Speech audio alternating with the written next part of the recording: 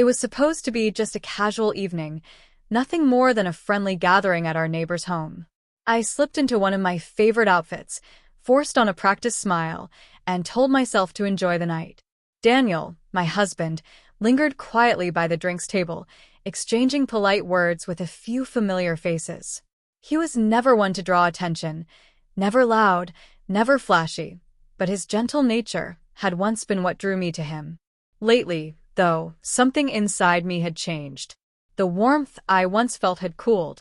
Instead of affection, there was a restlessness, a simmering dissatisfaction, even quiet resentment, though I never voiced it. As the evening wore on, I began making little jabs at him. Small, harmless jokes about his clothes, the way he held his glass, the tiny quirks that made him him. At first, people laughed politely. That attention was intoxicating. It felt as though I had stepped into the spotlight while Daniel became the unwitting punchline. But I didn't stop. My teasing escalated. I started mimicking the way he walked, exaggerating his tone, and soon the room erupted in laughter, all at his expense. Out of the corner of my eye, I noticed his jaw tightening, his face hardening. Still, I ignored it, thinking it was all in good fun, until I went too far. I spoke loud enough for the whole room to hear. Sometimes I wonder why I married you at all. You're so predictable, so dull. It's a wonder you even put up with me. The laughter that followed was mixed, some nervous, some genuine. Daniel didn't join in. He lifted his head, locking eyes with me in a calm, yet piercing gaze that made my stomach twist. He inhaled slowly, squared his shoulders, and began walking toward me. The chatter around us faded. The air thickened, heavy and sharp. Friends exchanged uneasy looks as he stopped right in front of me. When he finally spoke, his voice was steady, controlled. I think this is over. I laughed nervously, desperate to lighten the moment. Come on, you're overreacting. It was just a joke. Everyone's laughing. He shook his head. No. This isn't a joke. You humiliated me tonight, and it's not the first time. I've overlooked it before, tried to forgive it, but tonight you made it clear. I can't keep doing this. Panic rose in me. Daniel, please, we can talk. He raised a hand, cutting me off. There's nothing left to discuss.